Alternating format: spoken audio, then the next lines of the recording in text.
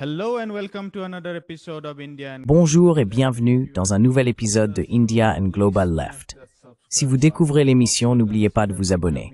Pensez également à devenir membre YouTube, à nous soutenir sur Patreon ou à faire un petit don via le lien dans la description. Mais le minimum que vous puissiez faire, c'est de regarder cette émission, de liker, de partager et, s'il vous plaît, de commenter. Sans plus attendre, permettez-moi d'accueillir notre invité de ce soir, Mouin Rabbani.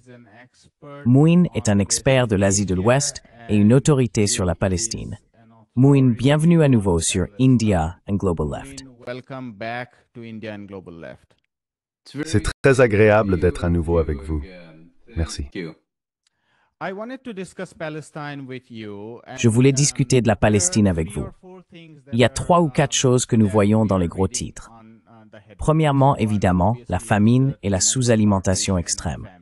Deuxièmement, le génocide en cours et la concentration de la population al-Mawasi dans le sud ou dans les enclaves du centre de la ville de Gaza. C'est le deuxième point, la poursuite du génocide et du nettoyage ethnique.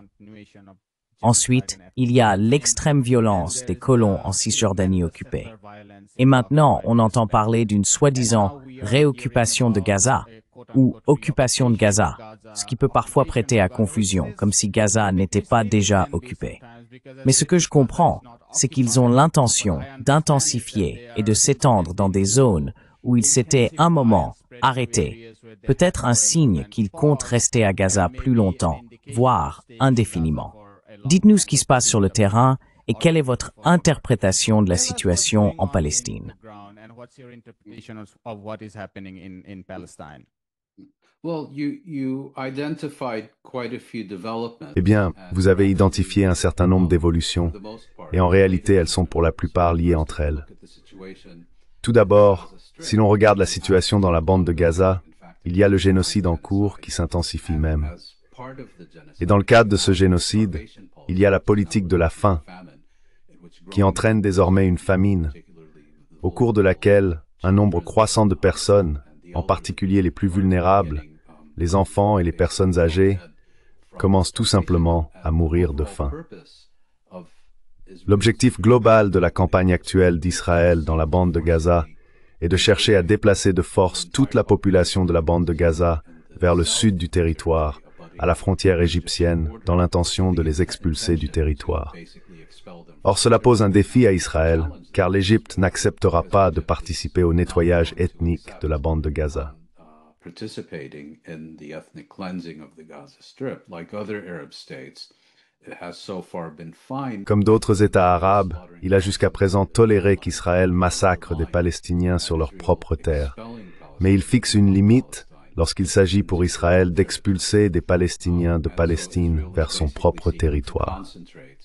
Israël cherche donc essentiellement à concentrer la grande majorité de la population de la bande de Gaza dans ce qu'il appelle une zone humanitaire, qui est en réalité un camp de concentration, où les conditions de vie seront si insupportables que les Palestiniens, espère Israël, chercheront de plus en plus à quitter cette enclave, ce camp de concentration, simplement pour survivre. Concentration camp simply in order to survive. It would be a situation more akin to that which Ce serait une situation plus proche de ce que nous avons vu en Syrie lors de la décennie précédente, où les gens tentent de fuir des conditions invivables individuellement ou en petits groupes, plutôt que par le biais d'une expulsion massive organisée, ce qui, encore une fois, nécessiterait soit la coopération de l'Égypte, soit qu'Israël prenne des mesures susceptibles de mettre en péril ses accords existants avec l'Égypte.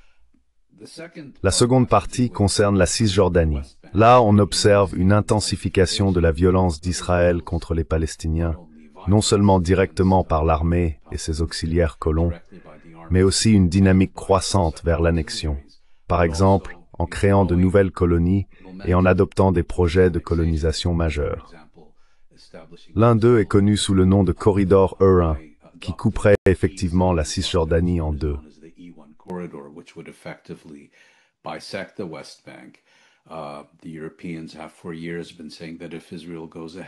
Les Européens disent depuis des années que si Israël va de l'avant avec ce plan, cela constituerait une ligne rouge. Mais comme pour toutes les autres lignes rouges que les Européens ont communiquées à Israël, je soupçonne que si Israël va de l'avant, les Européens détourneront essentiellement le regard et diront « Vous savez, ce n'est pas rouge ». Nous assistons donc à une intensification des politiques d'annexion en Cisjordanie. Et le Parlement israélien discute déjà de projets de résolution qui appelleraient à l'annexion formelle de la Cisjordanie. Le troisième point que vous avez mentionné concerne cette offensive israélienne élargie. Si l'on regarde les reportages des médias, on nous dit essentiellement que le gouvernement israélien, en particulier le Premier ministre Benjamin Netanyahou, va ordonner à l'armée israélienne d'établir un contrôle physique israélien direct et indéfini sur l'ensemble de la bande de Gaza.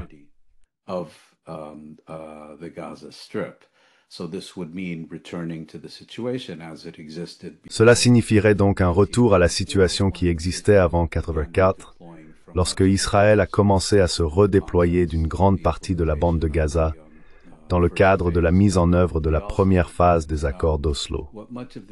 Maintenant, ce que beaucoup de reportages médiatiques suggèrent, c'est que la motivation derrière cette initiative serait le désir de Netanyahou de rester au pouvoir, de demeurer en fonction afin d'éviter des procès, etc. Ou bien qu'il agit ainsi pour conserver le soutien de partenaires clés de la coalition, qui sont encore plus à droite que lui, et empêcher la désintégration de sa coalition gouvernementale.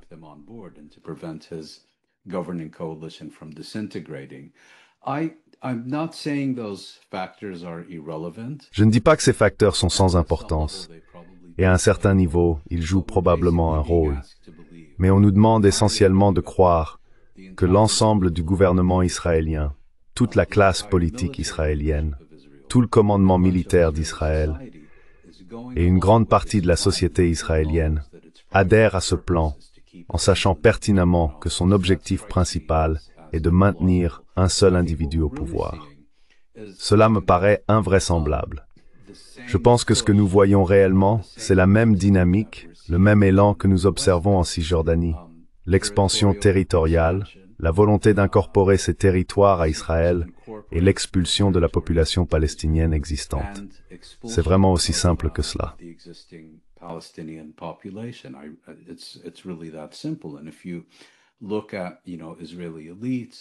Et si l'on observe les élites israéliennes, les opinions du gouvernement israélien, etc., les revendications ne concernent pas seulement la destruction de la bande de Gaza et l'expulsion de sa population palestinienne, mais aussi son annexion et la construction de nouvelles colonies juives pour remplacer celles qu'Israël a abandonnées en 2005, sont assez répandues. Cela dit, il existe une opposition significative à ce plan, provenant de deux sources. La première vient de la direction militaire. Fait intéressant, le chef d'état-major de l'armée israélienne a été plus ou moins nommé personnellement par Netanyahou, et il partage largement les mêmes perspectives politiques et la même philosophie que Netanyahou et son gouvernement.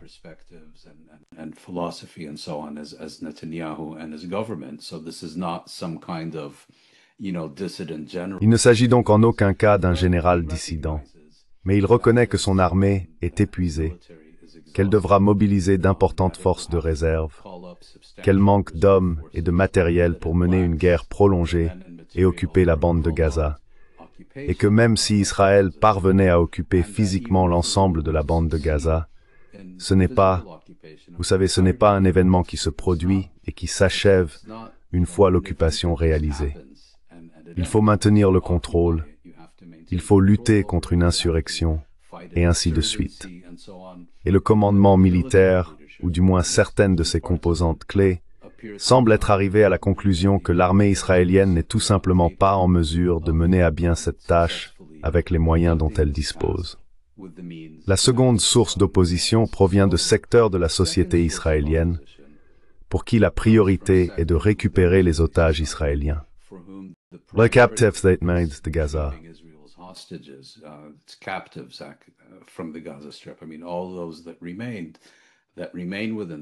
Je veux dire, tous ceux qui restent dans la bande de Gaza étaient en réalité au 7 octobre des soldats en service actif. Donc il ne s'agit pas d'otages civils, ce sont des captifs militaires. Mais néanmoins, ces personnes comprennent qu'il faut faire l'un des deux choix. Soit vous parvenez à un accord avec les Palestiniens qui mettra fin à la guerre, dans le cadre duquel il y aura un échange de captifs entre Israël et les Palestiniens. Israël devra essentiellement se retirer de la bande de Gaza. Soit, alternativement, vous intensifiez les opérations militaires et la campagne militaire génocidaire, ce qui conduira soit à la mort de ces captifs, soit à l'échec d'Israël à les sauver avec succès de leur captivité.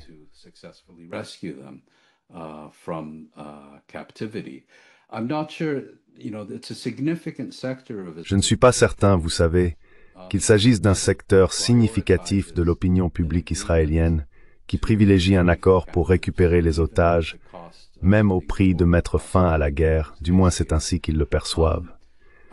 Je ne suis pas sûr que je qualifierais cela de majorité, et ils ne sont certainement pas représentés au sein des cercles dirigeants. Je pense que pour la direction militaire, ils sont partagés. En plus des facteurs que j'ai mentionnés précédemment, puisque les otages restants sont tous des soldats, vous savez, quel message cela envoie-t-il à ceux qui servent actuellement dans les forces armées israéliennes et à ceux qui sont appelés à servir à l'avenir, que ce soit comme conscrits ou comme réservistes? Lorsque votre commandement militaire lance délibérément une campagne militaire, en sachant pertinemment que cela scelle le sort des membres des forces armées détenus en captivité. Je pense que cela joue également un rôle.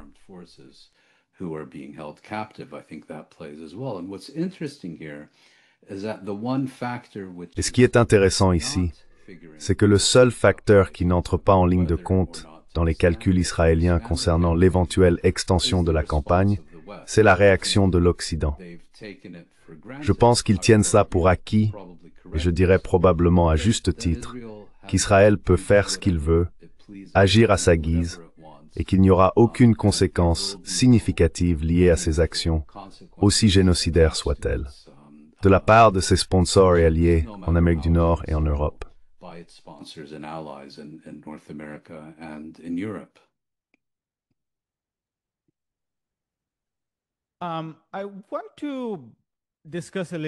Je voudrais discuter un peu de ces négociations. Je veux dire, même s'il est très difficile d'être optimiste à leur sujet, il faut s'engager dans le processus. Sinon, on sombre dans un pessimisme total. Nous entendons deux types de discours. Le premier, venant évidemment de Washington, est ce focus très étroit sur un cessez-le-feu temporaire en échange des otages. Et il n'y a pas grand-chose concernant le long terme, un cessez-le-feu permanent ou le retrait de l'armée israélienne de Gaza. Voilà donc un des aspects dont on entend parler dans les médias.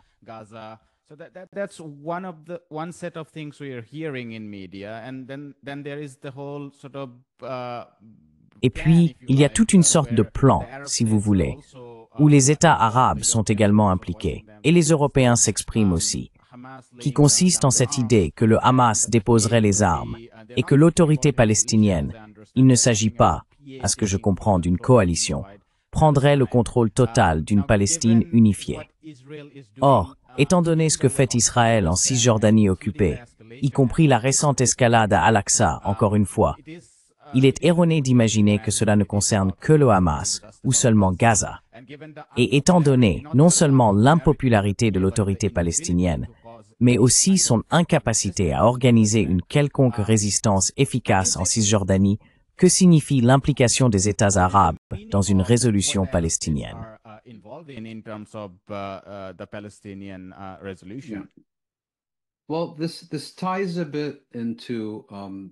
Eh bien, cela rejoint un peu la discussion précédente que nous venons d'avoir, à savoir que certaines personnes qui ont examiné tout ce débat israélien sur l'élargissement de la campagne militaire et la prise de contrôle totale de la bande de Gaza, etc., disent que c'est une intention réelle, que c'est ce qu'Israël veut faire, et que c'est ce que le gouvernement cherche à convaincre ou à ordonner à l'armée de mettre en œuvre.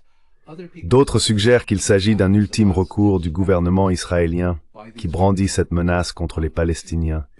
Si ces derniers ne font pas de nouvelles concessions lors des négociations pour un accord, alors ce plan sera mis à exécution. Ce serait donc davantage une tactique de négociation qu'une intention réelle et concrète. head. So it's more a negotiating tactic rather than a genuine concrete intention.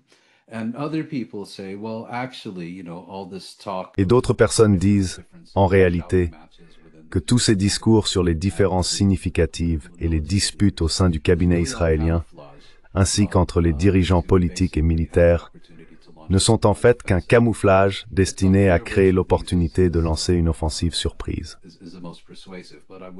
Il n'est pas clair laquelle de ces explications est la plus convaincante, mais je prendrai certainement au sérieux l'intention israélienne de s'emparer de la bande de Gaza.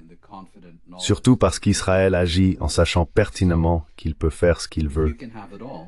Si vous pouvez tout avoir et que vous savez que c'est possible parce que la personne censée freiner appuie en réalité sur l'accélérateur, pourquoi vous en priveriez-vous? Mais pour revenir aux négociations, telles qu'elles sont, il y a essentiellement 3 ou 4 points de discorde.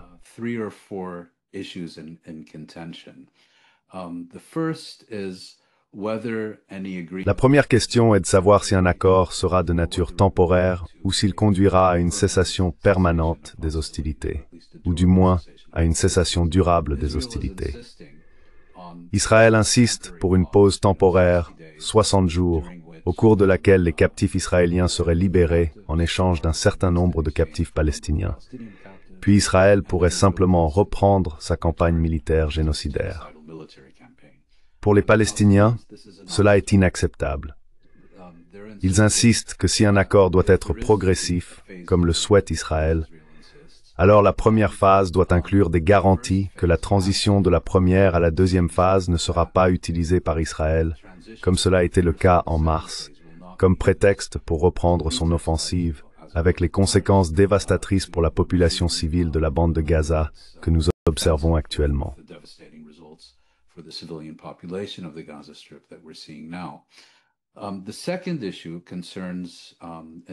Le deuxième point concerne un retrait israélien.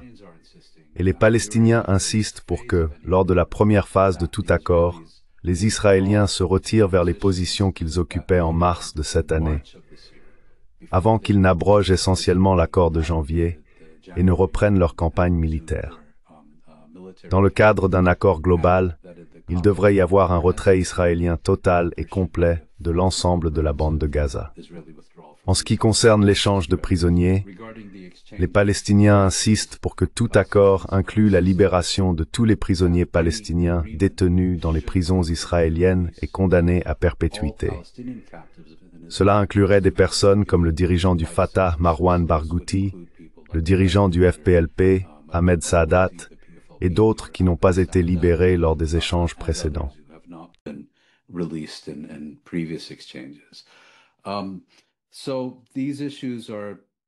Donc ces questions sont, vous savez, pour le Hamas, des exigences non négociables, car de leur point de vue, ils ont déjà fait tellement de concessions sur d'autres points qu'il n'y a vraiment aucun intérêt à parvenir à un accord qui ne met pas fin à la guerre, qui n'entraîne pas le retrait des forces israéliennes de la bande de Gaza.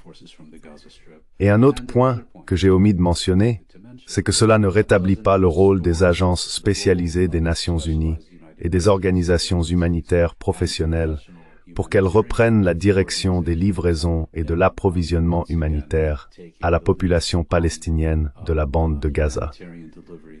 En d'autres termes, il s'agit de mettre fin au rôle de cette escouade de la mort connue sous le nom de Fondation humanitaire de Gaza.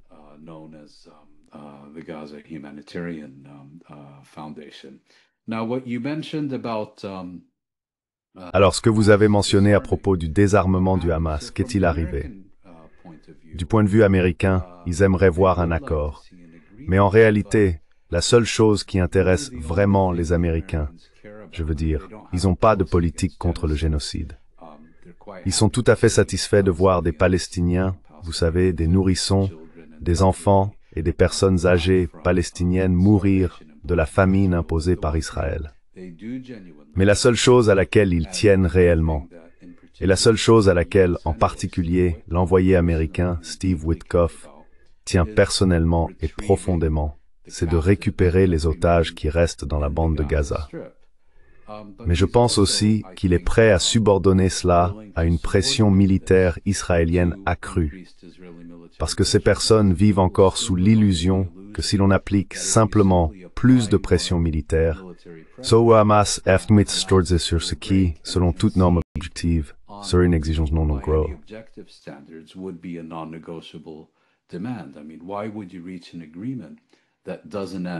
Je veux dire, pourquoi concluriez-vous un accord qui ne met pas fin à la campagne militaire? Et les Israéliens se sont à maintes reprises convaincus eux-mêmes qu'avec un dernier effort, une offensive de plus, un bombardement massif supplémentaire, une semaine de famine en plus, le Hamas finirait par changer sa position de négociation. Cela ne s'est pas produit.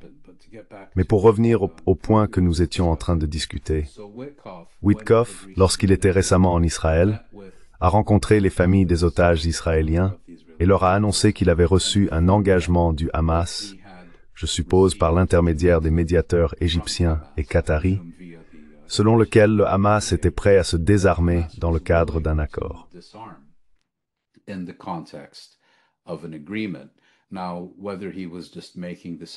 Maintenant qu'il ait simplement inventé cela de toutes pièces, ou qu'il ait mal compris ce qui lui avait été communiqué par les Égyptiens ou les Qataris, cela reste flou. Mais le Hamas a immédiatement publié un communiqué affirmant qu'il n'avait pris aucun engagement de ce genre et n'en prendrait aucun. Car il ne désarmera que lorsque l'occupation, qu'il considère comme la raison même de sa détention d'armes, prendra fin et qu'un État palestinien indépendant et souverain sera établi en Cisjordanie et dans la bande de Gaza, avec Jérusalem pour capitale. La question supplémentaire que vous avez mentionnée, que l'on peut qualifier de gouvernance post-conflit, présente ici une contradiction fondamentale.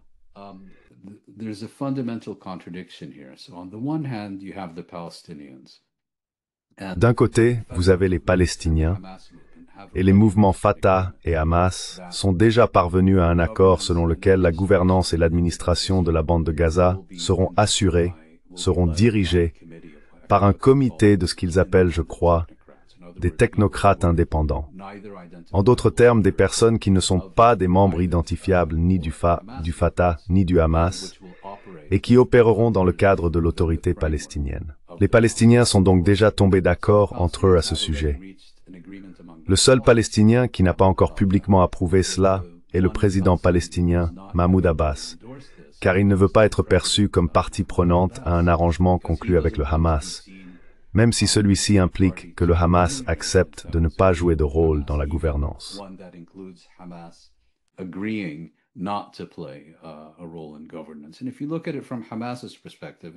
Et si l'on se place du point de vue du Hamas, cela a parfaitement du sens. Je veux dire, il s'agit d'un défi de reconstruction absolument colossal. Le Hamas ne peut certainement pas gérer cela seul s'il cherche à rétablir son autorité hégémonique sur la bande de Gaza qu'il détenait jusqu'en octobre 2023. Et il comprend qu'aucun centime d'argent étranger ne viendra aider à la reconstruction tant qu'il jouera un rôle dans la gouvernance. Il est donc tout à fait disposé à ne pas jouer ce rôle, mais il continuera d'exercer une influence considérable, car bien sûr, il reste le mouvement le plus puissant dans la bande de Gaza.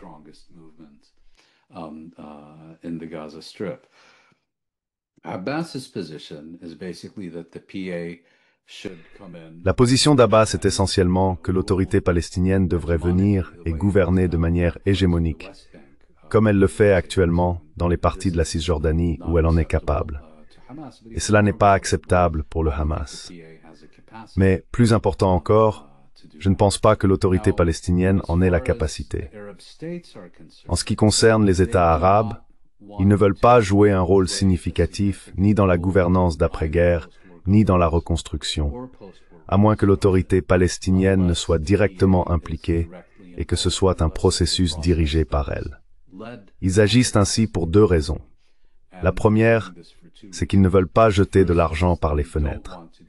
Quel est l'intérêt de faire cela si, dans 6 mois, 2 ans ou 5 ans, la bande de Gaza doit être à nouveau détruite?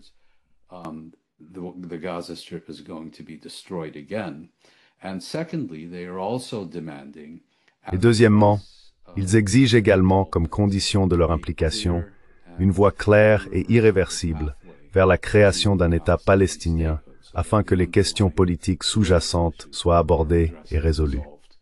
Face à cela, il y a Israël, qui ne veut aucune gouvernance palestinienne dans la bande de Gaza. Je veux dire, ils ne veulent même pas de gouvernance palestinienne en Cisjordanie. Ils sont prêts à tolérer quelques milices collaborationnistes, semant le chaos et l'anarchie. Mais à part cela, ils ne veulent ni du Hamas, ni de l'autorité palestinienne, ni d'aucun autre organisme pouvant légitimement prétendre représenter la population palestinienne pour jouer un quelconque rôle dans la gouvernance palestinienne.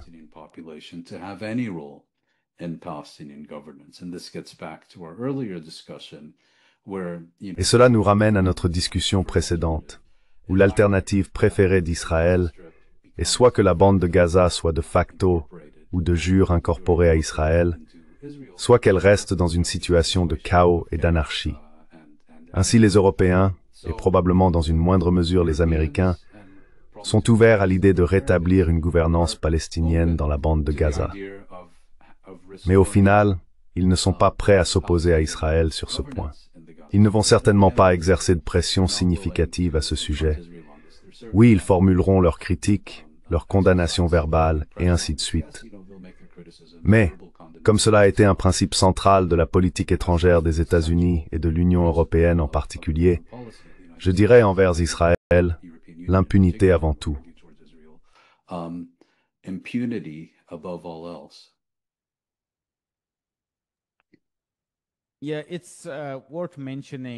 Oui, il convient de mentionner que juste après la visite de Wittkov, je crois que c'était la semaine dernière, samedi ou quelque chose comme ça pendant le week-end, 2 jours plus tard, on entend parler de ces documents divulgués sur la réoccupation de Gaza, n'est-ce pas?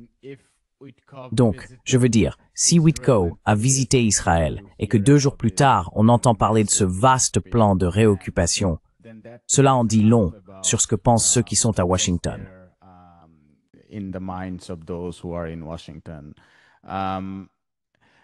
Je me demande aussi si vous pensez, à part, puis-je juste vous interrompre et dire qu'avec cette administration, je veux dire l'administration Biden, il s'agissait essentiellement d'un soutien inconditionnel à Israël.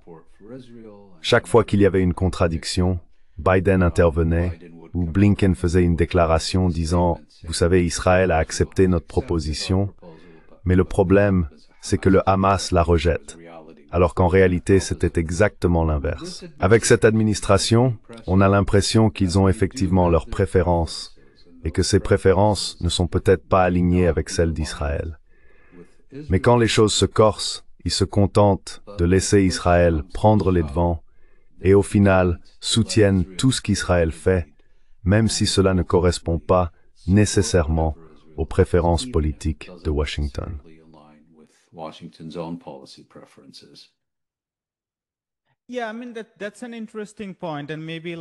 Oui, je veux dire, c'est un point intéressant.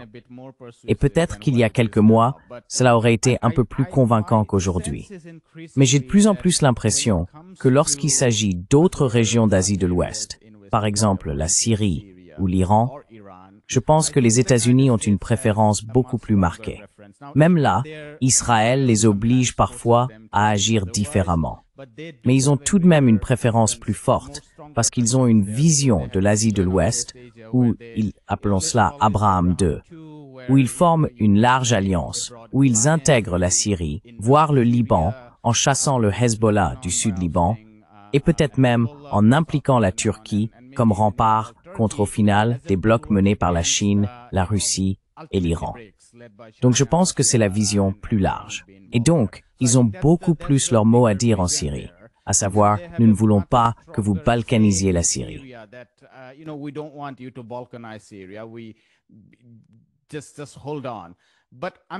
Attendez un instant. Mais je ne suis pas sûr de savoir quels sont les intérêts de Washington en ce qui concerne la Palestine. Et de plus en plus, j'ai l'impression que Washington n'a pas vraiment de préférence là-bas. C'est surtout le lobby qui contrôle les choses. Donc je pense qu'il y a 2 ou 3 mois, j'aurais été plus convaincu par cet argument selon lequel l'administration Trump a une certaine préférence en Palestine. Mais au final, quand il faut vraiment agir, ils abandonnent. Mais maintenant, il me semble qu'ils sont complètement pris en otage par le lobby. Je veux dire, regardez comment Trump parle. Il dit que, Bibi veut contrôler la situation. S'il veut la contrôler, il la contrôlera. Je pense qu'il serait la meilleure personne pour contrôler Gaza dans ce cas. Même si vous faites attention à leurs paroles, il est assez clair qu'ils sont complètement asservis par l'argent des milliardaires suprémacistes, des milliardaires sionistes suprémacistes. I would put it slightly differently. I mean, these other Je le formulerai un peu différemment. Je veux dire, dans les autres situations que vous avez mentionnées, vous savez, l'Iran, le Liban, la Syrie, on peut faire valoir que les États-Unis ont des intérêts de sécurité nationale, du moins tels qu'ils sont perçus à Washington, et ces États comptent des acteurs puissants. Donc vous savez, l'Iran est un État au seuil nucléaire. La Syrie est importante pour les États-Unis, peut-être moins en elle-même, mais en raison de la relation avec la Turquie, vous avez mentionné les BRICS et ainsi de suite. Tout cela donne à Washington un intérêt direct et un enjeu dans les résultats là-bas, ce qui n'est pas le cas en Palestine.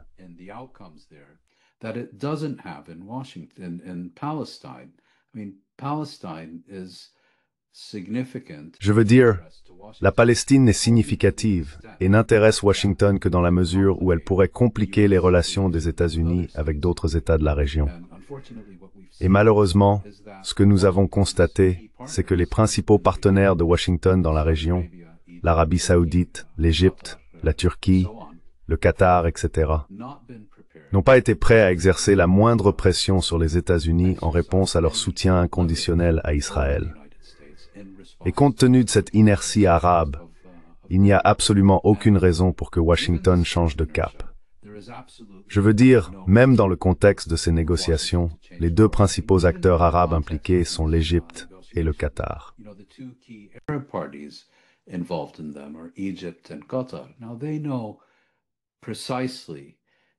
Ils savent désormais précisément comment Israël cherche constamment à modifier, déplacer les objectifs, saboter ces discussions, et ainsi de suite.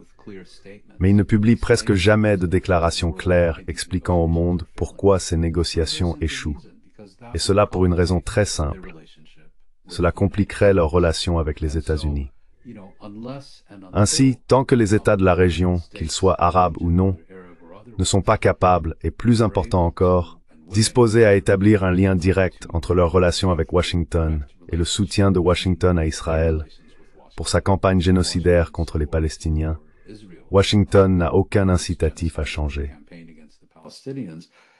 Washington doesn't have any incentive. I think, maybe in principle, Washington. Je pense que oui. En principe, Washington aimerait, que ce soit l'administration Trump ou une autre, voir les otages israéliens libérés de la bande de Gaza. Et pour être clair, il s'agit des otages israéliens, pas des otages palestiniens. Et Washington aimerait voir cette guerre, ce conflit, peu importe comment on l'appelle. Vous savez, il aimerait voir les armes se taire. Trump pourrait alors se présenter comme un artisan de la paix et obtenir une autre nomination au prix Nobel de la paix, peu importe d'où elle viendrait, et ainsi de suite. Mais ce n'est pas un intérêt fondamental des États-Unis, comme pourrait l'être par exemple la fin de la guerre en Ukraine. Israël a donc un enjeu bien plus important dans cette affaire que les États-Unis, et donc les États-Unis s'en remettront à Israël sur ce point.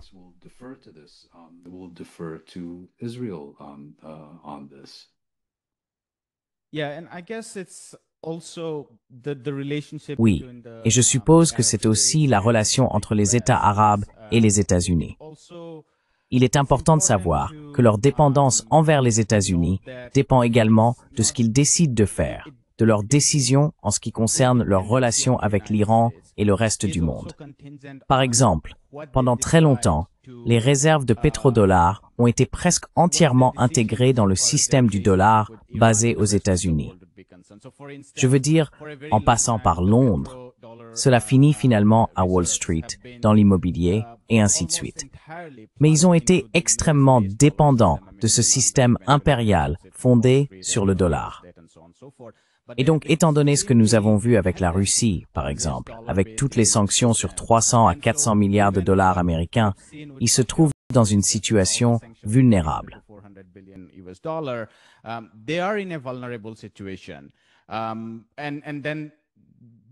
Mais ils sont également en train de diminuer ces réserves d'une certaine manière. Je veux dire, ça passe en partie par des projets comme NEOM et d'autres en Arabie Saoudite, mais aussi par leurs investissements dans d'autres secteurs productifs, étant donné qu'ils pensent que le pétrodollar pourrait s'effondrer un jour à cause du changement climatique ou pour d'autres raisons. Et puis, nous avons assisté à certains processus de normalisation avec l'Iran. C'est important, et ce qui se passe au Yémen est finalement crucial, car il ne s'agit pas seulement de l'incapacité à affronter Israël et les États-Unis, mais aussi de votre approche de la région, car vous vous sentez menacé par une expansion de l'influence iranienne. Et si vous ne pouvez pas résoudre la question du Yémen, si vous ne pouvez pas avoir de relations normales avec l'Iran, ou si vous ne pouvez pas démocratiser l'Égypte, vous vous méfiez énormément d'une force comme le Hamas, qui entretient des liens très étroits avec l'Iran, n'est-ce pas?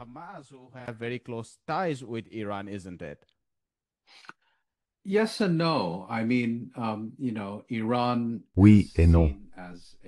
Je veux dire, vous savez, l'Iran est considéré comme un acteur régional important qui, bien sûr, s'oppose à l'influence et à la domination des États-Unis dans la région. Mais nous ne sommes plus dans les années 1970, où les États-Unis devaient prendre en compte l'existence d'une superpuissance rivale, l'Union soviétique, et s'inquiéter que leur propre régime client passe dans le camp adverse. Je veux dire, il est très peu probable, par exemple, que nous nous réveillions demain et lisions dans le journal que le Maroc ou l'Égypte est désormais dominé par l'Iran. L'Iran est une puissance régionale, pas mondiale. J'essaie de me rappeler où je voulais en venir.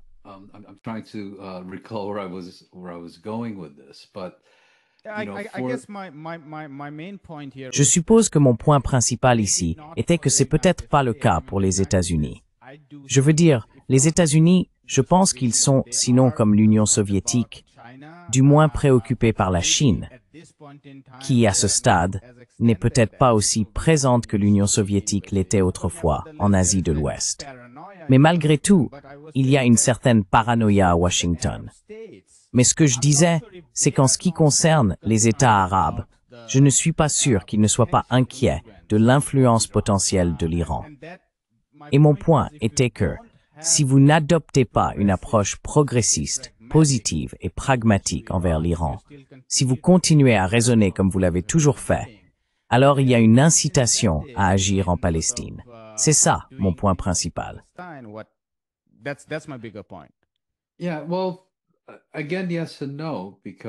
Oui et bien, encore une fois, oui et non, car ces monarchies arabes conservatrices en particulier, il n'y a pas d'amour perdu entre elles et l'Iran.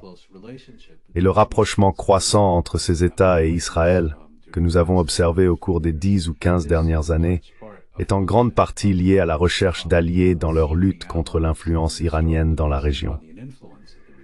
Mais ce qui s'est passé, c'est que l'Iran a clairement montré qu'il pouvait représenter une menace significative pour ces États.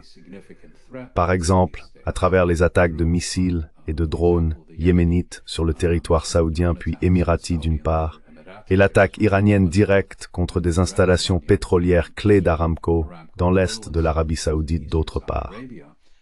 Et les États-Unis se sont révélés incapables et peu disposés à défendre ces États contre ces attaques. Et en plus de cela, oui, ils considéraient Israël comme un allié, mais ils ne veulent pas non plus être dominés par Israël.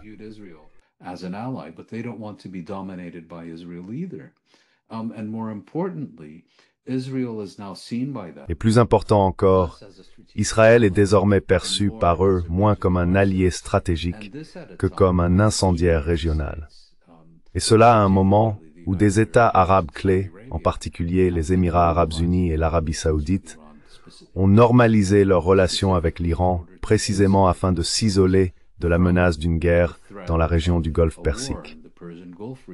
Ils ont donc complètement changé de perspective par rapport à la première administration Trump, où ils étaient tous enthousiastes à l'idée d'une pression maximale, d'un changement de régime et du retrait des accords nucléaires, etc.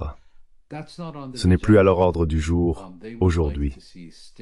Ils souhaitent des relations stables, afin que la récente attaque de missiles iraniens contre la base aérienne américaine au Qatar, qui était en grande partie symbolique, ne devienne pas un avant-goût d'attaques bien plus dévastatrices en cas de nouveau conflit.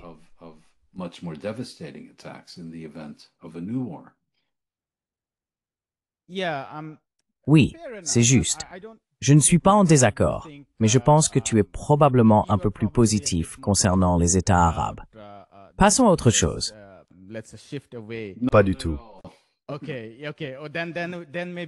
D'accord. Alors peut-être que nous sommes sur la même longueur d'onde, parce que je réfléchissais à leur rôle lors de la récente escalade contre l'Iran. Et ils ont totalement collaboré. Même s'il y a un argument à faire valoir, selon lequel ils ne voulaient pas d'une flambée de violence, car cela aurait apporté beaucoup d'instabilité. Mais ils n'ont jamais résisté. Je veux dire, ils ont ouvert leur espace aérien.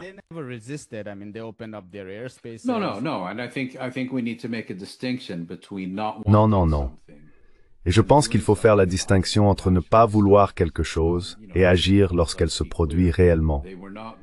Soyons clairs, ils n'allaient pas utiliser leur défense aérienne pour abattre des avions israéliens, et encore moins américains, se rendant bombarder l'Iran. Mais cela ne signifie pas qu'ils étaient activement impliqués ou qu'ils encourageaient activement ce conflit. À mon avis, ils n'en voulaient pas parce qu'ils considéraient ces conséquences comme une véritable menace. Et le conflit le plus dangereux, de leur point de vue, est celui qui échoue. Et celui-ci n'a pas réussi. Il n'y a pas eu de changement de régime en Iran dont ces États auraient pu bénéficier.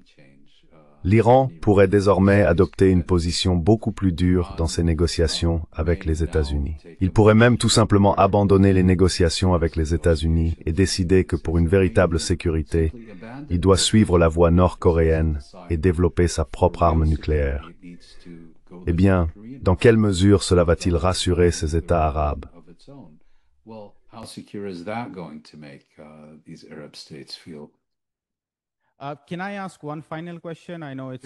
Puis-je poser une dernière question? Je sais qu'il est un peu tard de votre côté. D'accord. J'aimerais prendre un peu de recul et vous demander ce que vous pensez de la trajectoire à long terme du mouvement de libération palestinien et comment ce mouvement anticolonial pourrait finir par réussir. Personnellement, je pense à 2 ou 3 cas, mais dans chacun d'eux, je finis par me sentir sans espoir. Peut-être pouvez-vous nous aider, car j'ai interviewé Noam Chomsky à plusieurs reprises, et l'une des choses qu'il disait était de ne jamais perdre espoir. Il nous parlait par exemple du Timor oriental. Il disait que c'était l'un des cas où toutes les puissances s'étaient liguées contre cette toute petite population, mais qu'il s'était produit quelque chose de miraculeux.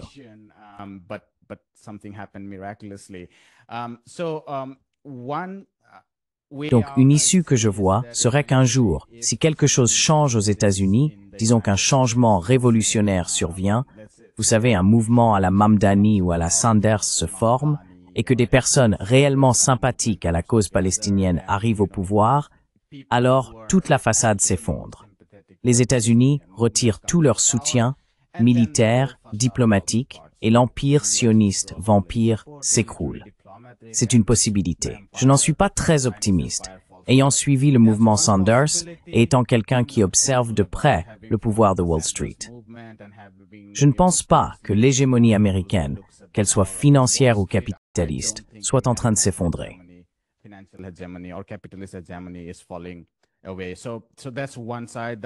Voilà donc un aspect.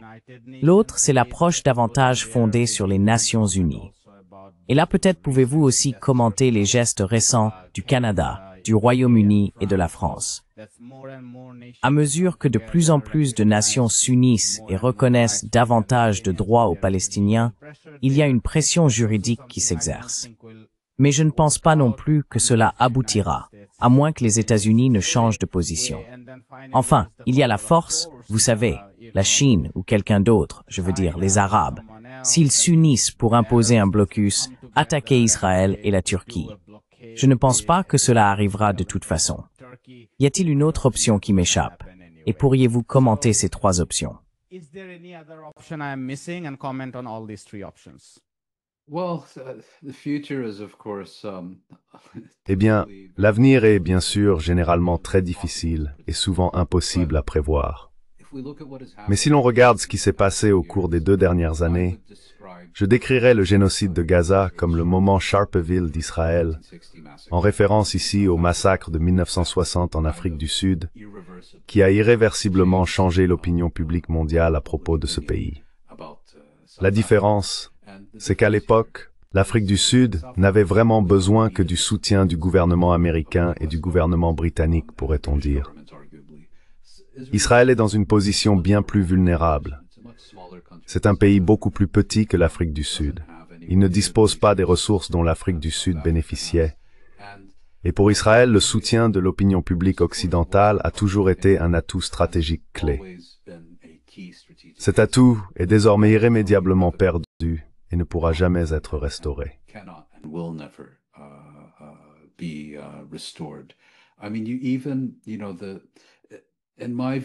À mon avis, l'atout stratégique le plus important d'Israël depuis sa création a été le solide consensus bipartisan au sein de la classe politique américaine en faveur d'Israël. Et en Angleterre, la situation était similaire. Lorsqu'il s'agissait d'Israël, il n'y avait vraiment pas beaucoup de différence entre un gouvernement travailliste et un gouvernement conservateur. En Allemagne, c'était pareil entre un gouvernement social-démocrate et un gouvernement démocrate-chrétien. Tout cela commence à changer. Vous pourriez répondre en disant « Oui, mais Sharpeville, c'était en 1960. Mandela n'a été élu, je crois, qu'en 1994. » C'est vrai, mais l'histoire semble avancer plus rapidement dans ce cas.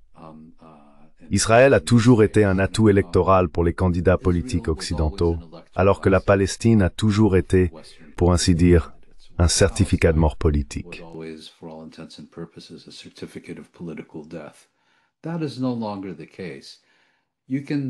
Ce n'est plus le cas aujourd'hui. On peut soutenir la Palestine et survivre politiquement. On peut même être élu face à un candidat travailliste en Grande-Bretagne. Israël devient de plus en plus un fardeau électoral. À ce niveau macro, il s'agit de changements fondamentaux et profonds. Et la preuve qu'ils sont d'une importance vitale et qu'Israël en est conscient, c'est cette campagne absolument hystérique qu'il mène, bien au-delà de tout ce qu'on a pu voir pendant la guerre d'Irak ou la guerre du Vietnam. Toute personne qui ose simplement évoquer le génocide doit être licenciée, réduite au silence, expulsée, emprisonnée, etc. Ils reconnaissent donc l'importance de ces changements.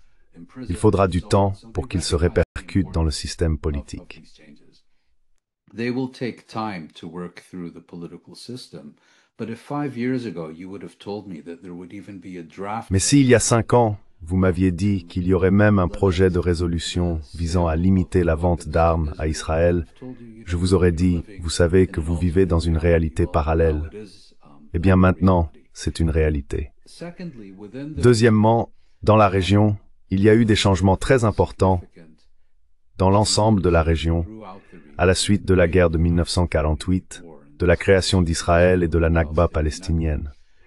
Ceci était bien sûr le reflet des conditions locales dans chacun des États et sociétés concernés. Mais ce qu'ils avaient en commun, c'est qu'ils étaient aussi une réponse à l'incapacité des régimes arabes existants à répondre efficacement aux défis du sionisme, de la Nakba et de l'établissement d'un État colonial au cœur du monde arabe. Establishment of a colonial state in the heart of the Arab world. What's different this time is that people are not.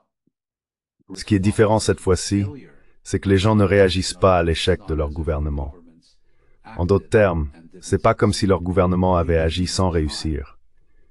Ils n'ont même pas essayé. Ils n'ont littéralement rien fait du tout. Et je pense que si nous avions cette même discussion dans 10 ans, nous parlerions de ses impacts dans la région. Je ne peux pas imaginer que ça soit sans conséquences significatives. Où, comment, quand, de quel type? C'est une toute autre question. Et aussi, je pense que cela reflète l'absence d'opposition dans la région à la suite de l'écrasement de toute dissidence après les bouleversements arabes de la dernière décennie.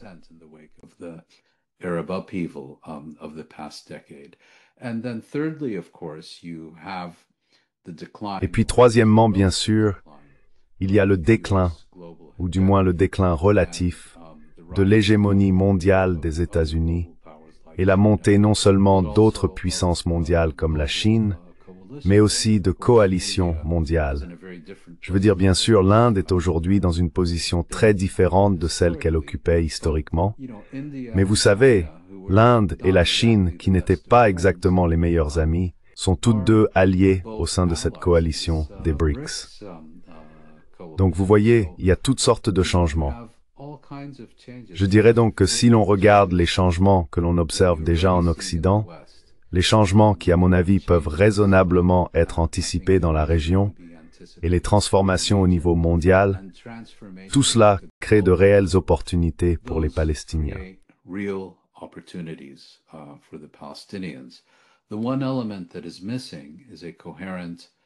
L'élément qui manque, c'est un mouvement national palestinien cohérent. C'était déjà le cas avant le 7 octobre, et je pense que cela s'est aggravé au cours des 2 dernières années. Mais il est d'une importance fondamentale que les Palestiniens trouvent un moyen de reconstruire ou de construire, si nécessaire, un mouvement national cohérent avec une direction crédible, capable de mobiliser non seulement son propre peuple, mais aussi les millions de personnes qui se sont mobilisées en faveur des droits des Palestiniens ces 2 dernières années, et de proposer une stratégie et une vision qui soient convaincantes à la fois pour les Palestiniens et leur soutien, tout en offrant également une perspective que les populations de la région, y compris les Israéliens, puissent accepter.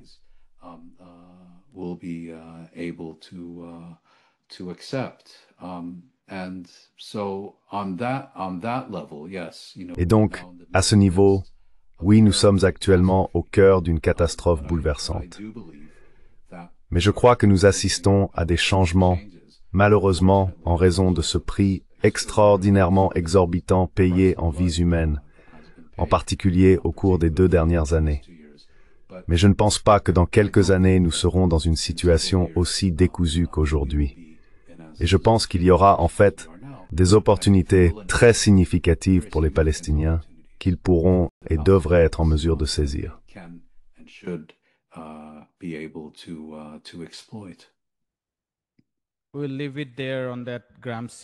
Nous allons nous arrêter là, sur cette note gramscienne d'optimisme, de la volonté.